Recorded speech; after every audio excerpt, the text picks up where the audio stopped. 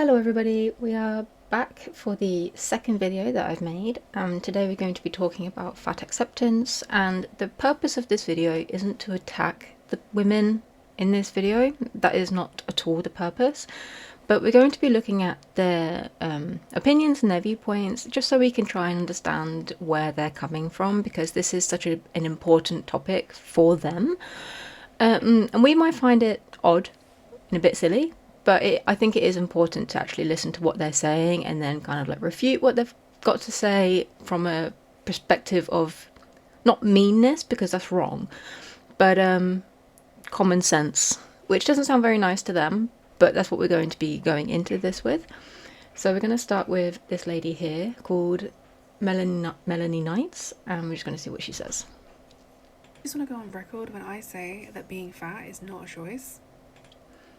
Being fat to an extent is a choice, because you determine your own weight based on what you're eating. So if you eat too much, you gain weight. So it is a choice. There is a very small proportion of people out there who do have issues, like health issues, like hormonal problems or different genetic conditions that make them gain weight. In terms of, is it like can't think of what the name is, but there's a specific condition where people just don't feel full and they constantly eat, and it is a recognized condition. I'm not talking about fat genes or obesity genes, that's not real. But for the vast majority of people, obesity is a choice, and I'm not saying that it's something that people actively go out to do, and like losing weight is difficult, don't get me wrong, I know that, but it can be done if you get the correct mental health help, if that's what you need, or if you just go to a residential weight loss facility, they can help you.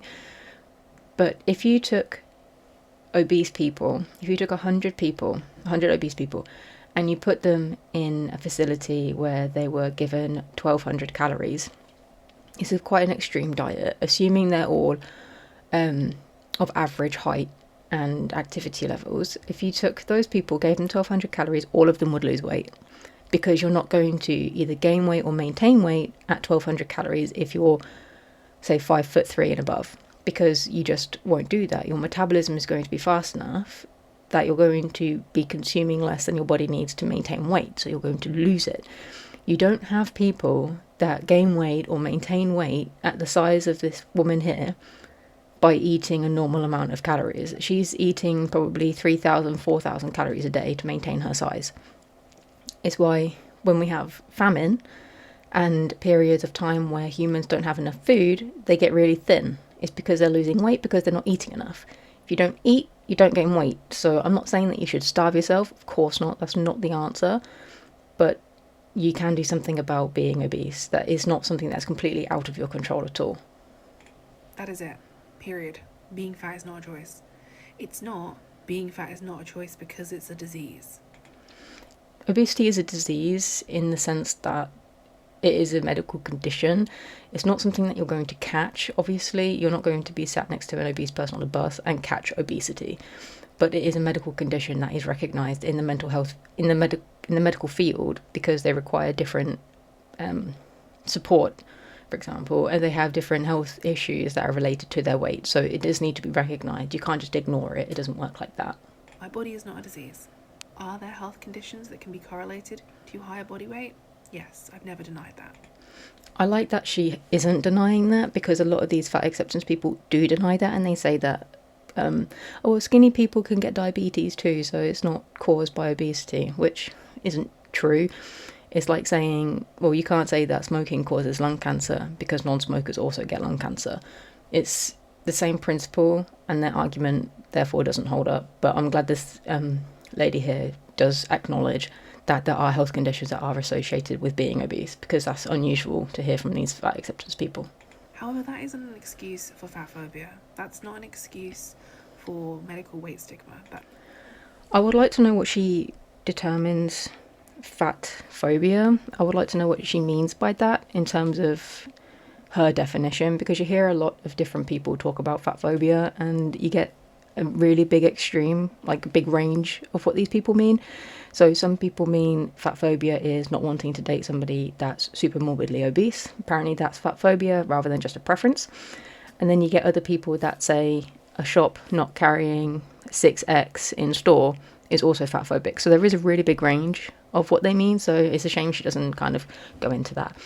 And I do agree with her that medical stigma can be a thing. So I do know that obese people can be treated differently at the doctor's office, which I do think is wrong. If you go into the doctor with a medical issue or you're having some health concerns, they should evaluate you completely and thoroughly and not just fob you off with, oh, well, you're obese, move on. But at the same time, if you're 400 pounds, 300 pounds, even 200 pounds as a 5'2" woman, then if you go into the doctor and you're complaining of knee pain or back pain, I don't think it's unreasonable to expect the doctor to tell you to lose weight, because that will help, because it will.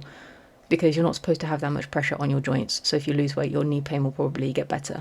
But at the same time, they still should do an evaluation, because you could have an injury or you could have issues with cartilage or something like that. So they should do evaluations, but also just telling you to lose weight to help your medical issues is not fat phobia. It's not an excuse for you to assume that every single person in a larger body is the same.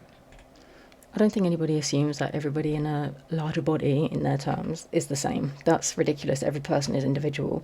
But there are going to be certain characteristics between obese people that are the same, such as they eat too many calories. That's a given. If you're overweight, you're eating too many calories. And another thing that is the same for people that are obese or super morbidly obese is that you're at higher risk of certain health conditions. That's the same. But yeah, not everybody is the same. Even like slim people, not every slim person is the same either. So it's kind of a bit of a moot point, really. If you want to be a great ally to fat people, here are some things you can do. When you go to the doctor, encourage them to do the following things. Eliminate any weight or BMI cutoff policies. That is a bit silly. Encourage them to do the following things.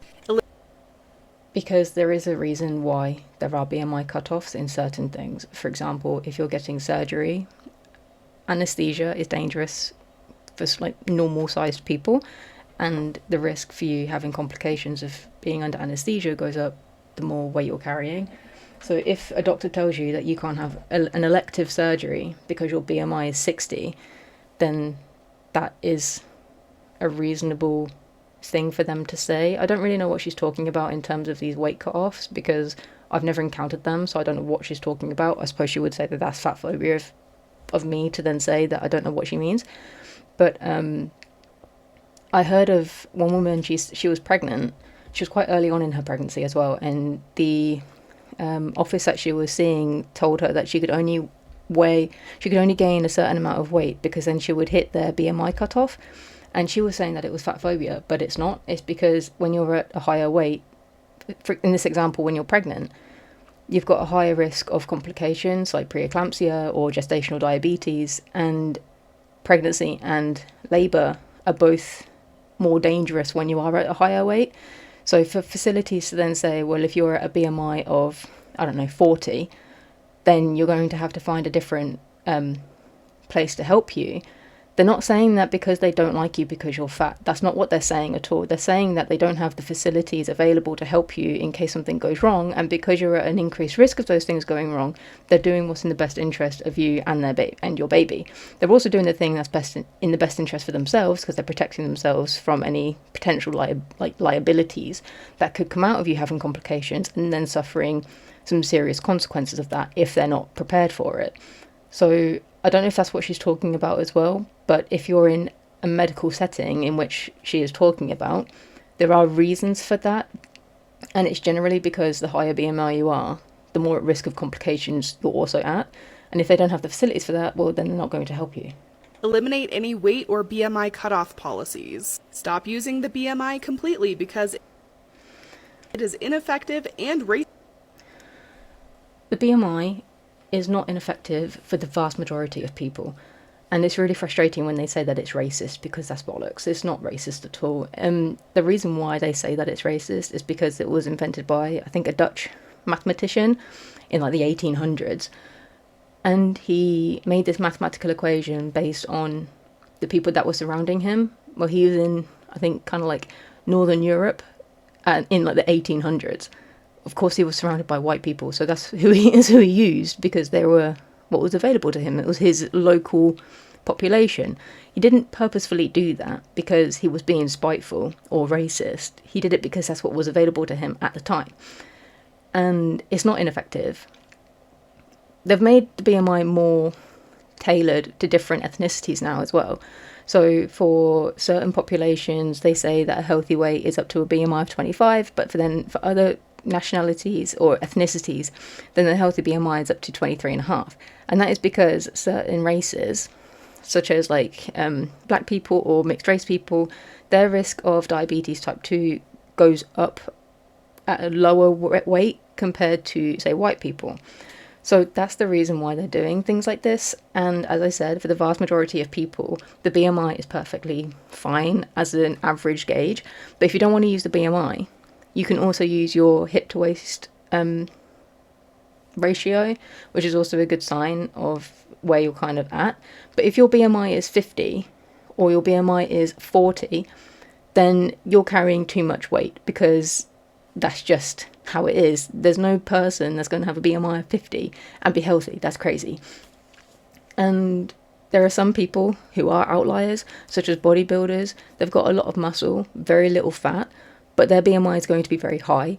And even though their BMI is high due to muscle, they still suffer consequences from that, such as some have sleep apnea, some struggle with their joints.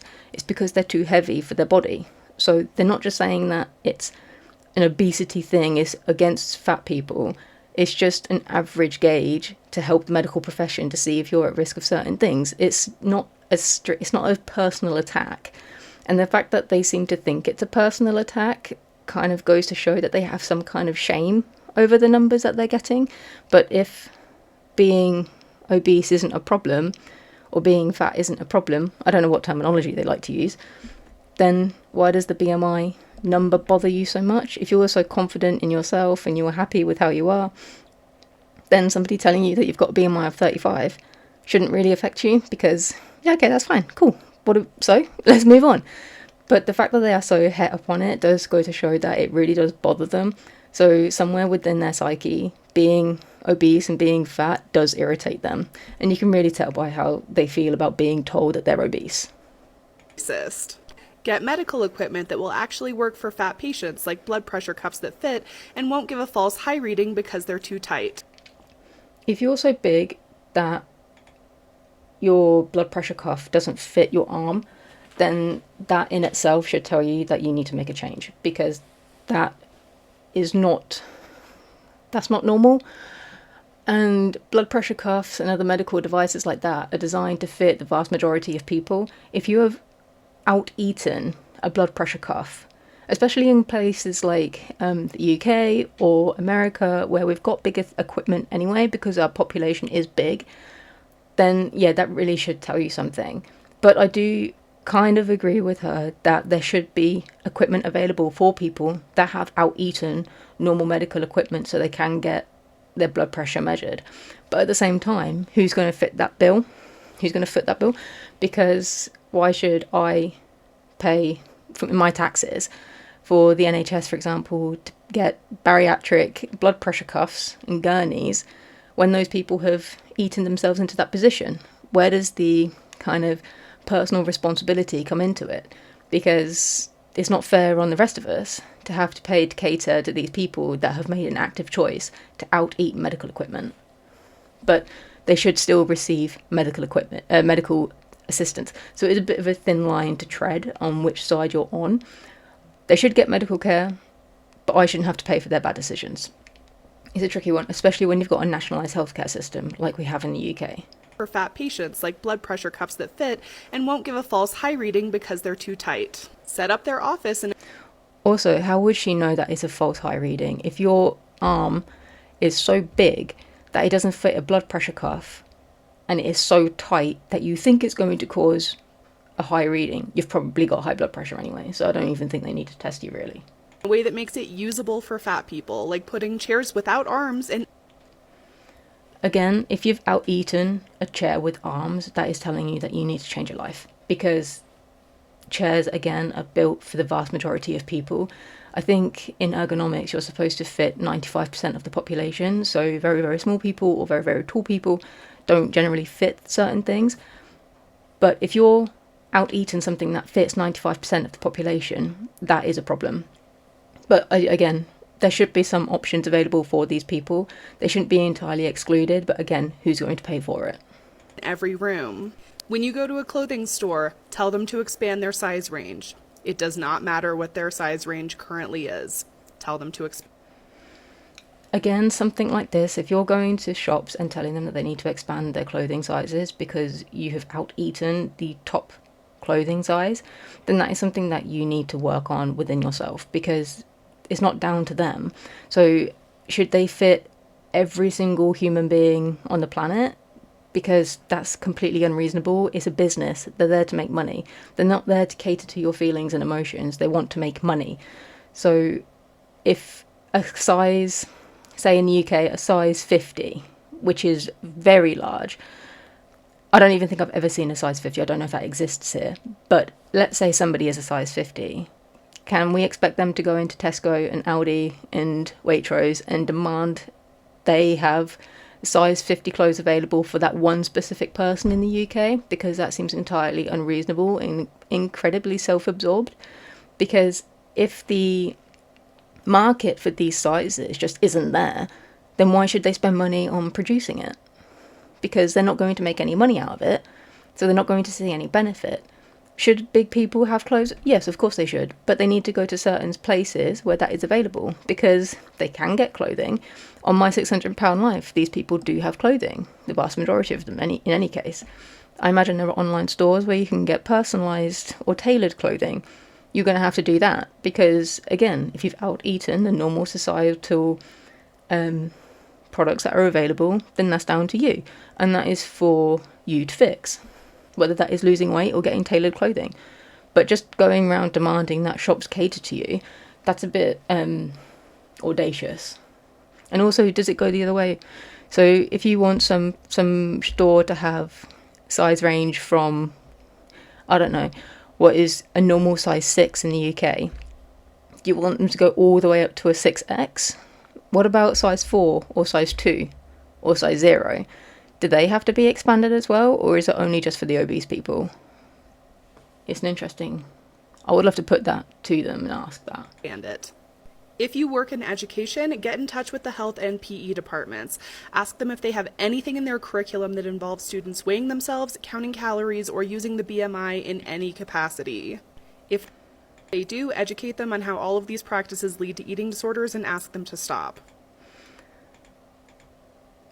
It is important for schools to monitor this kind of thing in certain elements. I'm not saying that the children should be told, this is your weight, you're obese, you need to do something about it because you're going to die early. Of course not, that's nuts. But if the school is doing it in the form of they go to see the nurse, I'm pretty sure you have school nurses in America, but if they go to the school nurse and the data is measured in there, then I don't think there's anything wrong with that. And children do need to be taught what healthy and unhealthy is. They need to understand how the BMI system works, because it is important no matter what she says. And they need to understand what calories are, because calories are the formation of like energy. They're what cause weight gain and weight loss. So they do need to understand what they're eating does have a consequence on their body. And inherently counting calories inherently is not a bad thing. It can become obsessive, it can lead to ED behaviour, but counting calories as a concept is not a problem, and students do need to know how to do that. But I'm not saying they should have their weight blasted to the rest of the students. That can cause problems, yeah, that shouldn't happen. If they do, educate them on how all of these practices lead to eating disorders and ask them to stop. Also, the phrase educate them, this is a school. They've got teachers who are going to be educated to a university level, at minimum, I would assume. How can you, as as a person who's probably not educated in this thing themselves, have you gone to university, have you got a master's or a PhD in this sort of thing, how can you then call them up and tell them that I know what I'm doing and you're wrong? Like, that's very self-absorbed in my opinion, and I don't think they take kindly to that at all. Like and follow for part 2. We haven't got to part 2. I'm going to spiral. Let's go. And I'm going to bring you along with me. We love that. So as Buckle it I'm... in. Let her off the leash. Buckle in. These are all big women. I wonder if that's their entire podcast. Like, it's called the Fab Fatty, so I would assume it's all based on weight. And I imagine it's a bit of a hug box where everybody kind of validates everybody else. buckled up. So as I'm sitting at my computer, doing research for this episode, and pulling up statistics, I find something. She looks really unimpressed with whatever she's about to say, and you can tell by the Saki kind of mocking that she's talking with already. She's deeply annoyed by whatever she is about to talk about. That the CDC released in 2009. I'm scared. The CDC released a, quote, obesity cost calculator. So we're talking about the CDC, the Center of Disease Prevention or Disease Control. So very highly educated people, I imagine scientists and healthcare professionals and doctors and people like that. And they think on their podcast that they are more qualified to talk about whatever the CDC has decided to do, which is nuts. And the obesity cost calculator, we've had one in the UK, and it found that like the NHS spent billions of pounds on obesity and obesity related issues. So these things are not a joke, and it really does go to show how much obesity costs countries, whether it's like America or the UK. It's incredibly expensive, and we do need these sorts of calculators to kind of know whether that is for future planning in countries like mine, where the taxpayer has to pay for the NHS, how much more tax money they're going to need to fund the NHS because the population is getting more and more obese. So, yeah. Oh, I'm sorry, what? I know where this is going. Wait. Insurance premiums for companies, money, To money, tally the financial losses linked to their overweight employees. You can tell by the utter disdain that these women have for this calculator that they are just so dismissive of whatever is about to be said, and this woman seems so angry about it. And I wonder if she's angry about it because she knows it's a reality, or if it's kind of she's in such a delusional bubble based on being on a podcast where everybody validates everybody else, and there's no kind of not conflict, but there's no discussion, that anything that is against what she says feels like a personal attack. It'd be interesting to know which it is. So, I'm not even there yet. I'm going to spiral more. So it's called LeanWorks. Not gonna lie, that name is quite funny. LeanWorks. LeanWorks, and it stands for Leading Employees to Activity and Nutrition. The website provides various resources to employers, including an obesity cost calculator, estimate the total costs associated with obesity, and determine annual obesity-related medical costs for their companies. I actually think that's a pretty good idea, especially for countries like America where companies are footing the bill for their staff, because I think you have insurance premiums that are given to you from your employer. So if your employer has, 10,000 employees, then yeah, they want to know where the money is going. And if you've got obese staff that are costing millions of pounds or millions of dollars every year, then you're going to want to know that, because that's important information.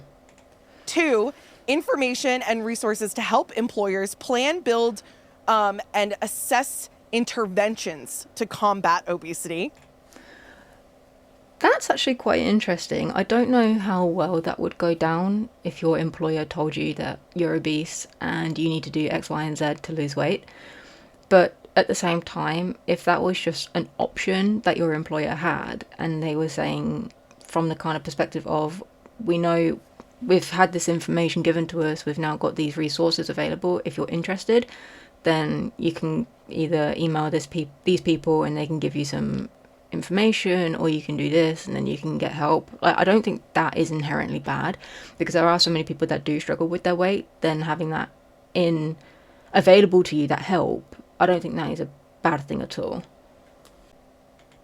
Intervention. And that's the word they use. That's the word.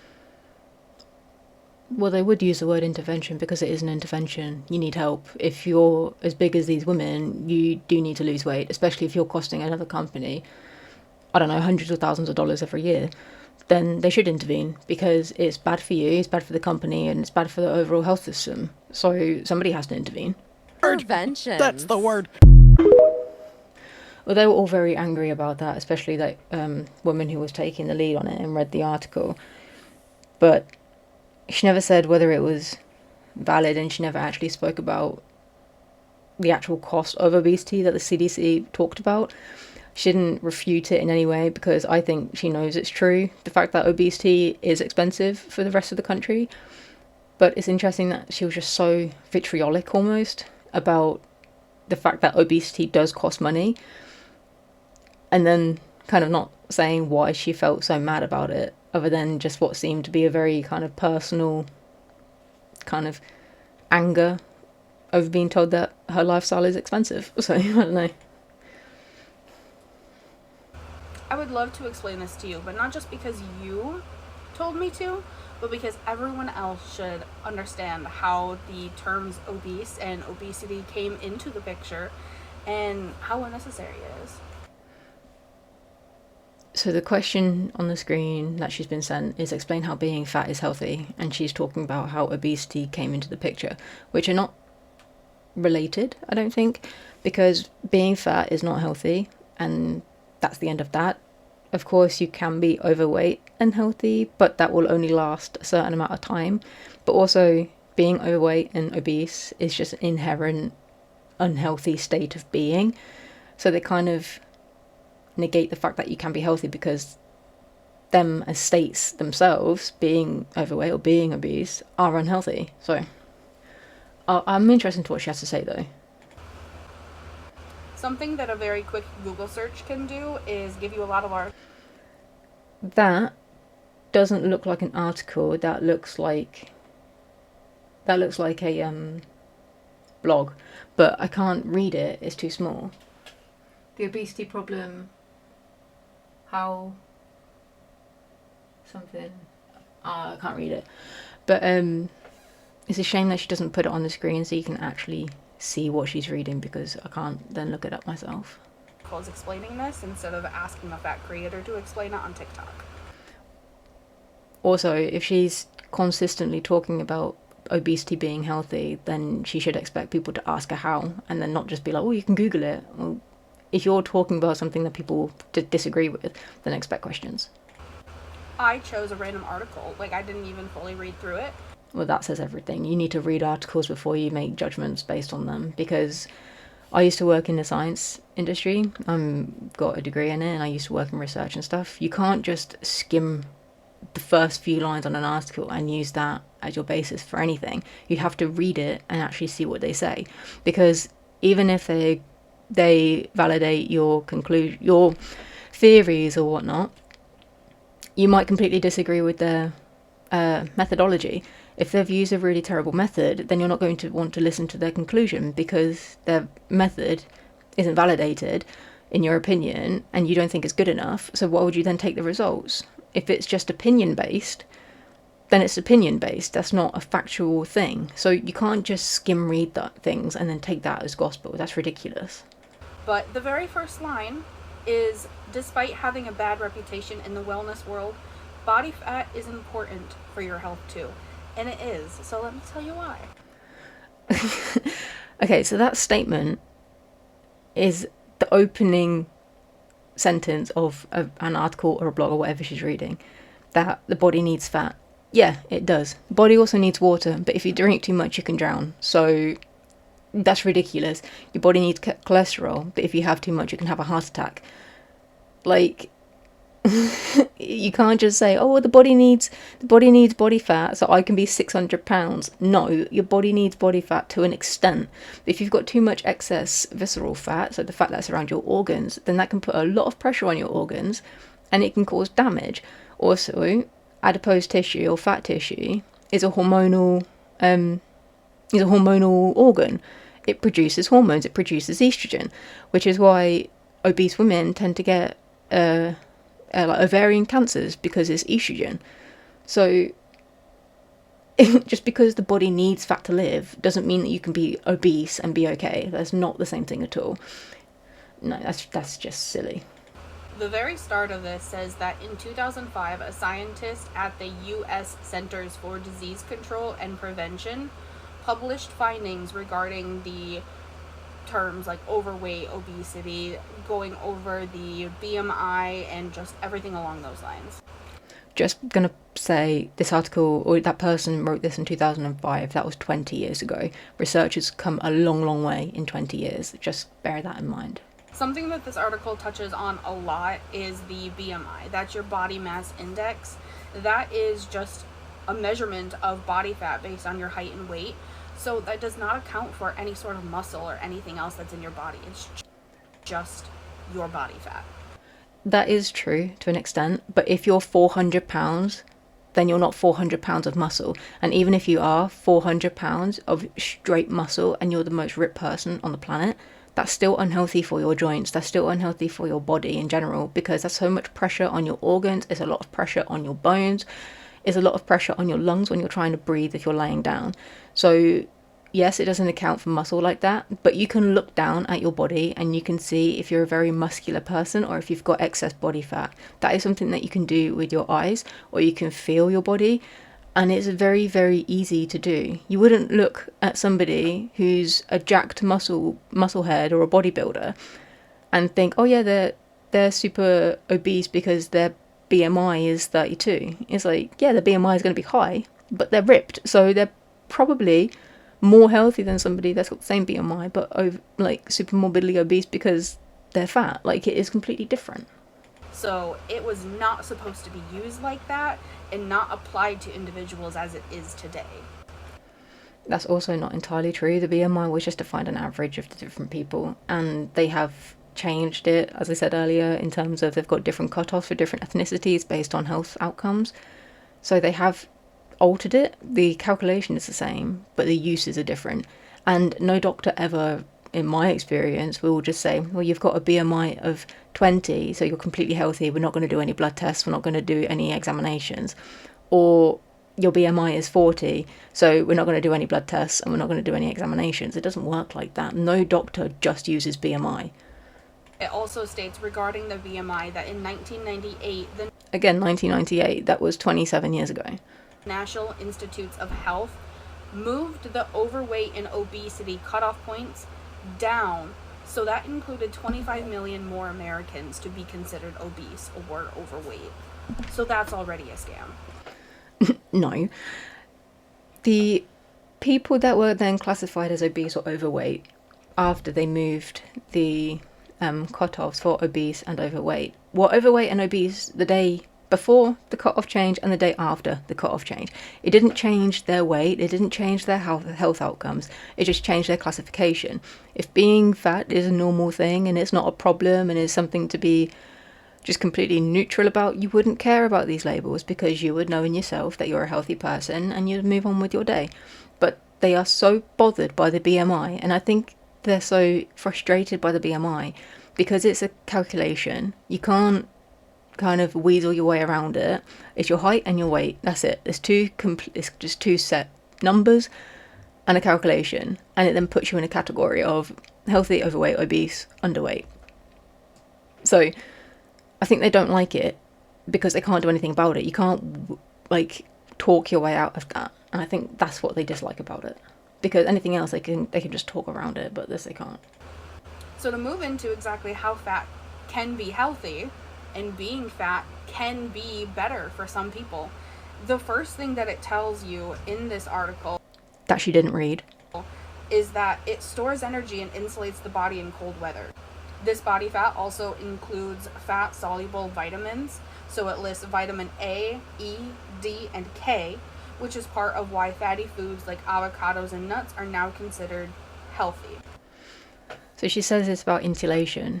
We're not living in Antarctica. We're not relying on insulation, body insulation, to keep us warm in winter. That's why we have clothing, that's why we have coats, that's why we have indoor heating in buildings. We're not relying on that to survive a winter. We're not whales in the ocean. But yeah, body fat does to an extent have some form of insulation, but so does arm hair and leg hair. But women tend to shave it off, so it's not because they're shaving it off so they want to be more vulnerable in winter.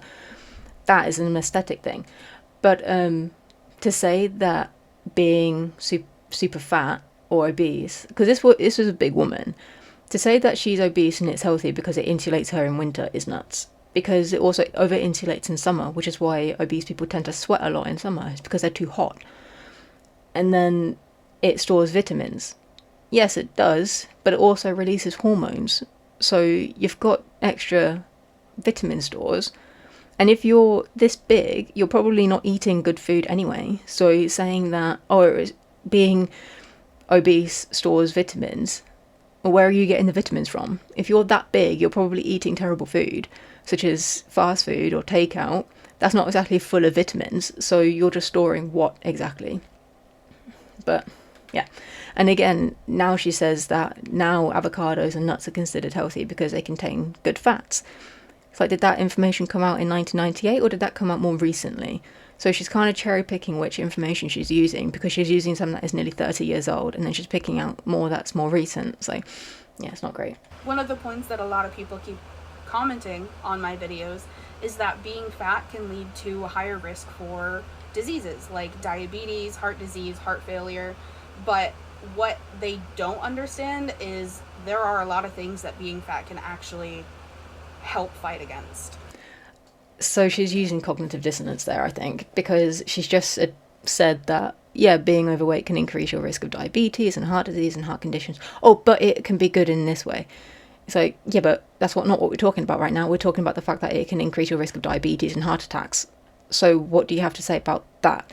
So because you're warm in winter, the fact that you're more likely to have a heart attack doesn't matter, because that's incredibly silly. You shouldn't think like that at all, because that's nuts.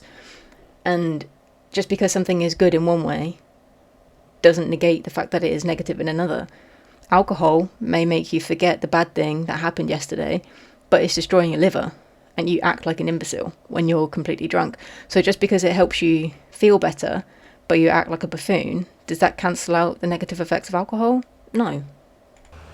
One of the first things on the list is that more fat equals more muscle. No, I don't necessarily believe that is the case in terms of a benefit. So you get these people that are 600 pounds. They tend to have incredibly strong legs. So if they lose a lot of weight, they'll probably have a lot of leg muscle, because every time they stand up, they're doing like a 600-pound squat, which is incredibly difficult and not many people can do that. But just because you've gained 300 pounds, it doesn't necessarily mean that you've gained a good amount of muscle. You've certainly not worked for it in any case. It says that bigger people tend to be stronger than thin people, according to research, and it does give you a link to take you to that research as well. She hasn't provided any of this in terms of places where you can actually go and find this information, but also mass moves mass. So yeah, strong. If you've got a 300-pound person and a 150-pound person and they're arm wrestling, if the 300-pound person is putting their entire weight against the arm of the 150-pound person, yeah, they're going to look stronger.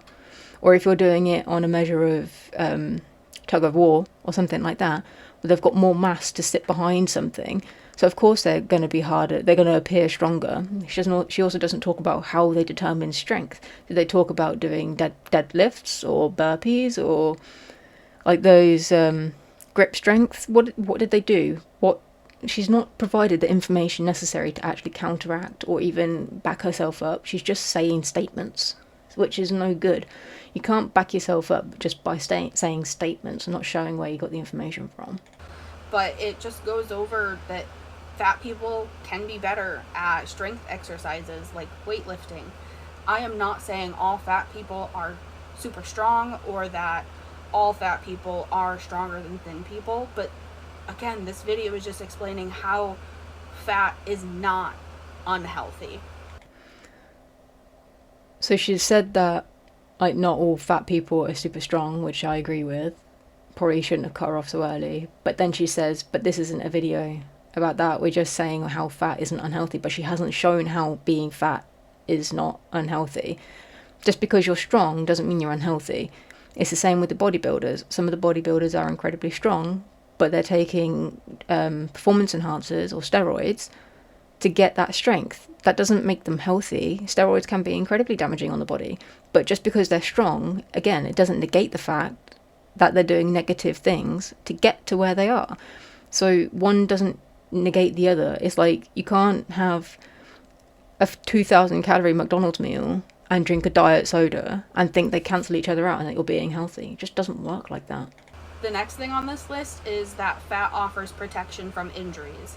So it says that having a higher BMI, which, keep in mind, that's just the measure of body fat depending on your weight and height, but that can offer protection from injury in some cases, like car crashes.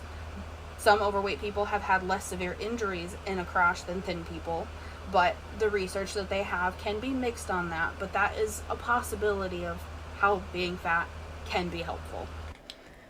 I understand what she's saying here, because yes, because it is like a padding. It's like having an airbag attached to you at all times. So there will be instances where in car accidents, obese people have come out of it a lot more safely than, say, thin people. But at the same time, is the risk of having a heart attack at 35 worth the chances of potentially surviving a car accident because you're obese? I personally wouldn't take that risk, but that's down for everybody else to decide on their own. But also, she's not talking about normal, kind of everyday accidents that you might have. If I trip over and this woman trips over, she is more likely to hurt herself more severely than I am, because I, first of all, have the reflexes to put my hands out and catch myself.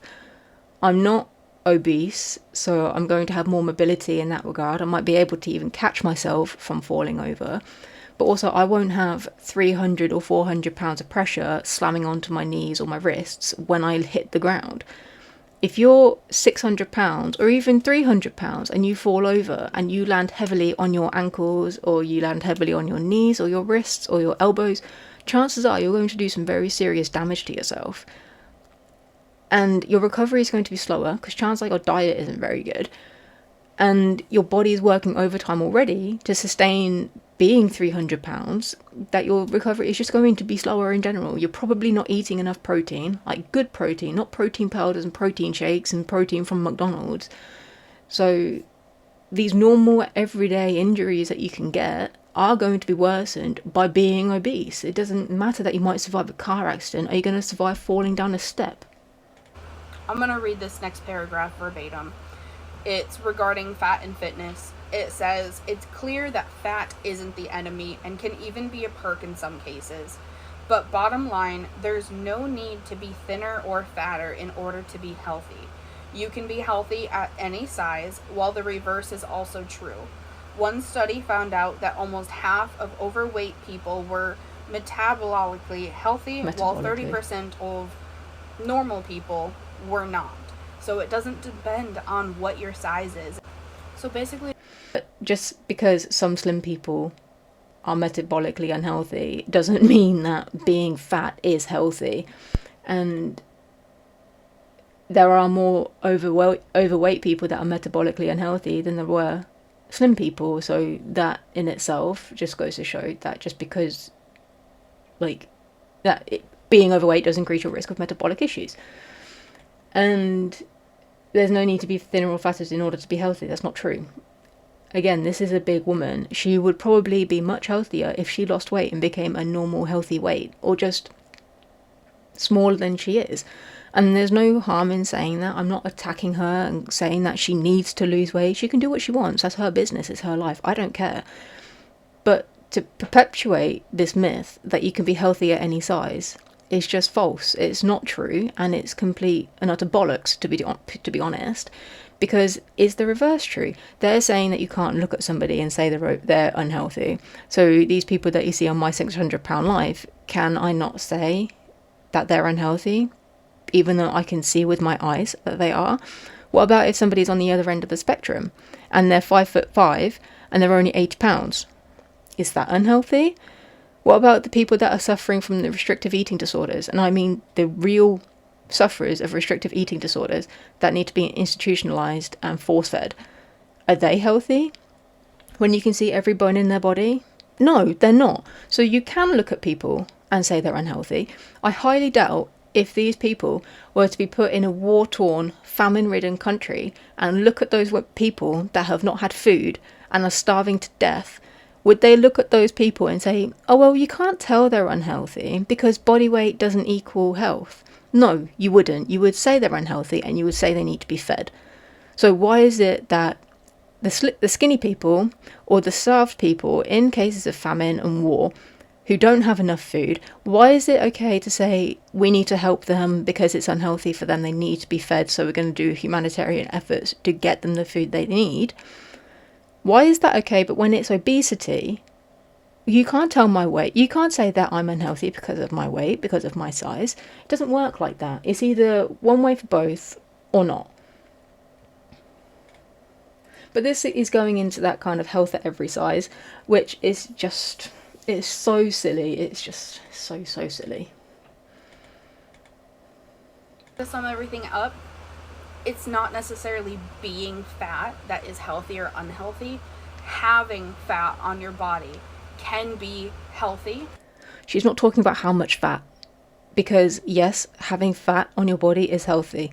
If you're a normal weight person or you're just slightly chunky, that's perfectly fine. Nobody is saying anything. But when you're the size of this woman, or you're the size of people that are on My 600 Pound Life, you've got body fat on you and you're not healthy. And you're not healthy due to the body weight that you have. So she's not saying what she means by having fat on your body. How much fat is she talking about? Is there a cut-off in her mind? I doubt it. But she's not talking about that. So she's not fully explaining herself. She's not fully going into the actual thing that she's trying to say. It's actually quite frustrating that they do this. They're just so general in everything. But depending on your diet and everything else in your life, it can make things unhealthy. So it is not just being fat. Chances are, if you're super morbidly obese, your diet is trash. So that then is also contributing to being unhealthy. So she's not really saying anything. And if you're consistently eating really nice, like fresh fruit and vegetables, or just protein in general, frozen veg, it doesn't matter what it is. If you're getting in enough fruit and veg, and enough healthy proteins and fats, you're not going to be super morbidly obese. There is something else that you're eating to get you up to the size of being 300-400 pounds. Because if you're eating like a normal normal healthy diet, you're not going to get that big. One last thing that maybe not everyone knows is that centuries ago, when you had body fat, when you were actually bigger, it meant that you were wealthier. Oh my god. Is she talking about like the royal family in the UK from like 500 years ago? Yeah, you were wealthier if you had body fat, because that meant you could eat more food and you could eat so much that your body didn't burn off, like the workers that were in the fields. But they were never like 500 pounds. I think the biggest king that we had in the UK was like King Henry VIII. And he was a big guy, don't get me wrong. But also, this is King Henry VIII. You can see he's a big guy for back then, but he's not 400 pounds. And also, they were never this big, and it was still unhealthy for them. Like, oh my god.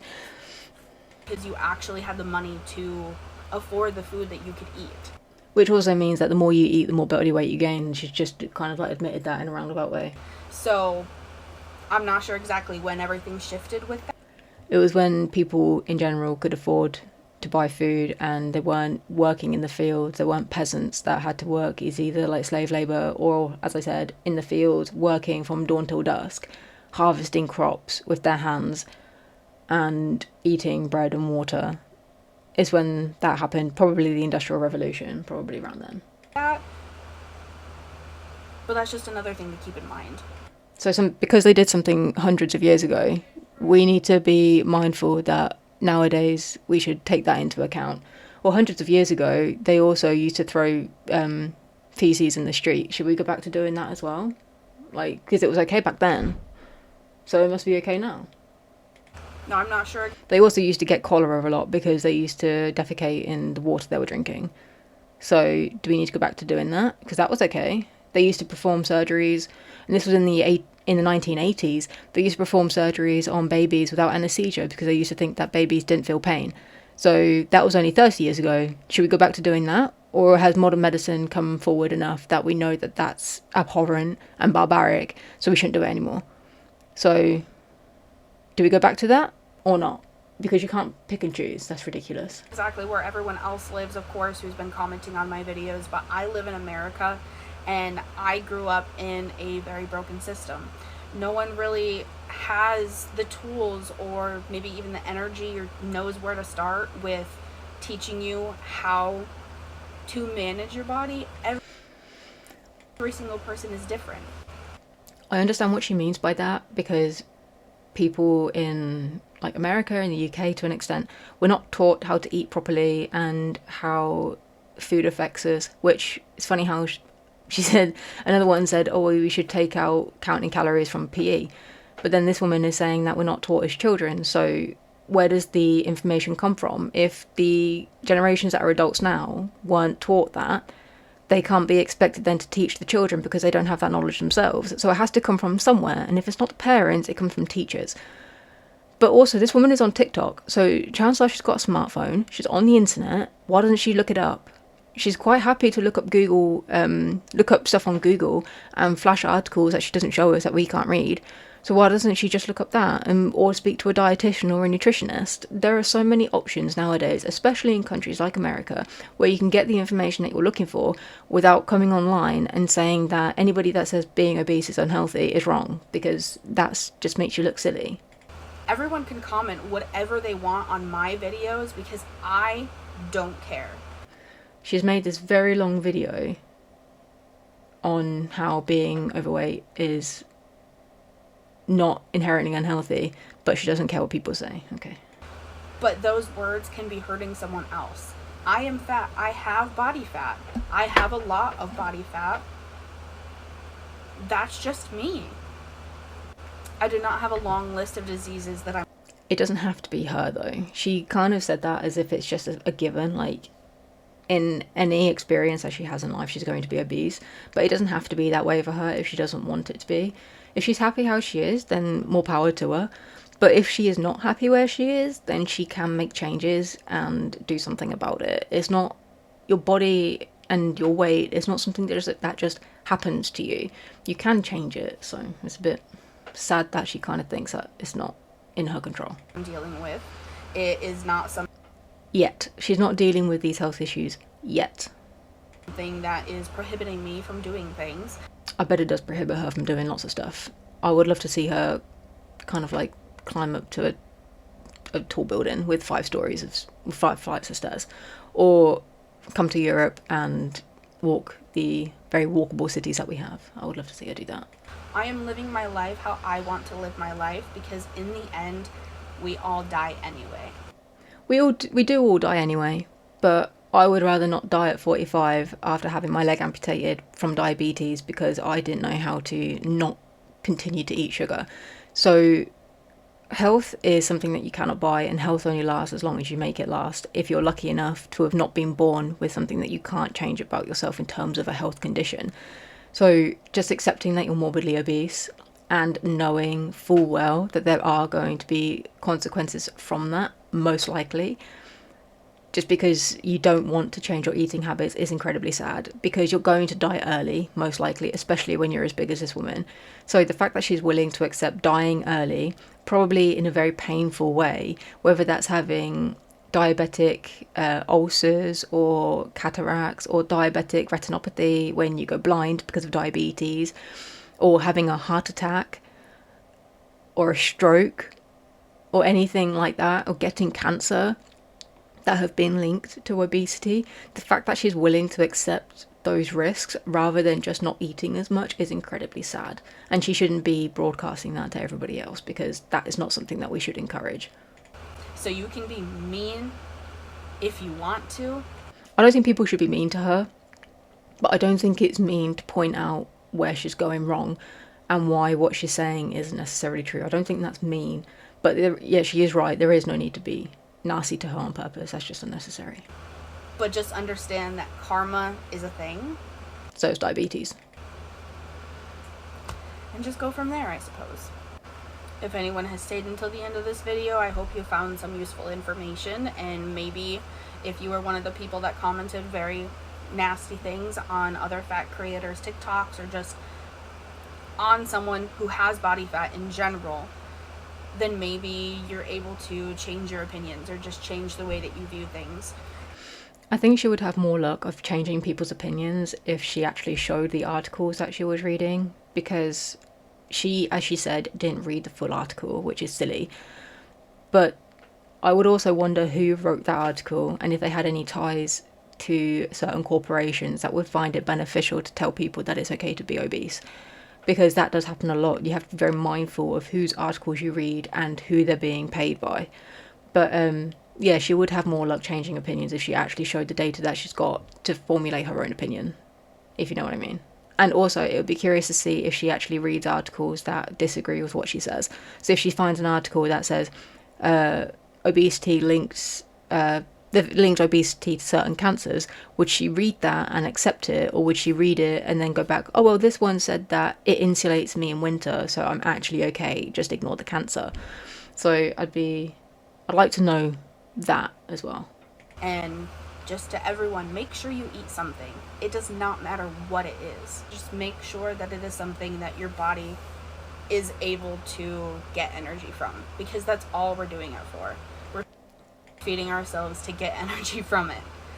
I mean, yes, and to a point she's correct, but there's also a really big difference between eating, say, a tuna salad that you've made at home with boiled eggs and eating a McDonald's meal. They're two completely different things, and you'll probably feel a lot more satisfied. Your body would get a lot more energy and a lot more health and nutrients and vitamins and everything else from a homemade tuna and egg salad than it would from a McDonald's meal. But she is, at the crux of it, technically right. So just keep that in mind. Make sure you stay hydrated as well, because that is also very important regardless of body fat. And just much love, regardless of who you are.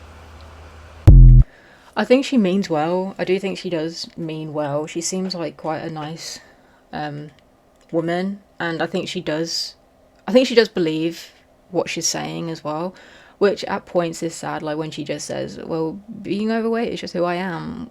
That's kind of sad. And even if she is completely healthy now, and she says that she's not got any health issues and she hasn't got any mobility issues or anything like that, then that's now. What about tomorrow or next year or in 5 years? She will eventually suffer consequences of being this big, whether that's just knee pain or back pain or diabetes, pre-diabetes, eye issues.